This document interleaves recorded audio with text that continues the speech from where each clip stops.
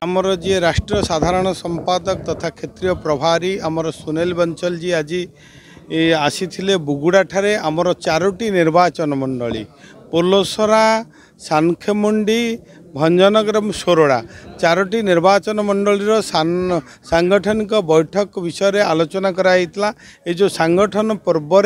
तृणमूल स्तर रे बूथ स्तर रे किपरि भाव रे बूथ कमिटी मंडल कमिटी एवं जोटा कि आमर निर्वाचन प्रक्रिया रही आगामी दिन में जनवरी मास सुधा 10 तारीख सुधा जो राज्य पर्यंत राज्य सभापति आरंभ कर बूथ एवं मंडल जिला समस्त प्रकार गणतांत्रिक पद्धति रे परिवर्तन जो हब चयन हब से प्रक्रिया विषय आज आलोचना करा जायछि एवं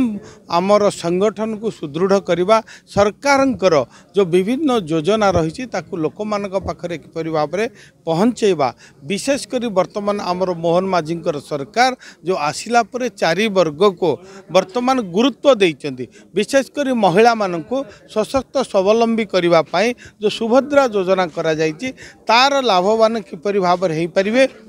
जमती कौन सी महिला से बाद न पड़ती एवं आउ गोटे कथा कृषक मानक सम्मान देवाई कृषक आय को वृद्धि करने जो रही बर्तमान आमर धानर मिनिमम सपोर्ट प्राइस जो रही 3100 टंका को वृद्धि करा जायछि। युवक मानक किपरि भाव में उद्योग करा युवक माने किभली भाव में स्वावलंबी हेबे एवं जो माने गरीब हरिजन आदिवासी महिला जो माने कि समाजर शेष वर्ग रही किपरि भाव में समाजर मुख्य सूत्र सामिल करवा सरकार विभिन्न जो योजना रही से केमती आम जोड़ा यही कथा आज आलोचना करा।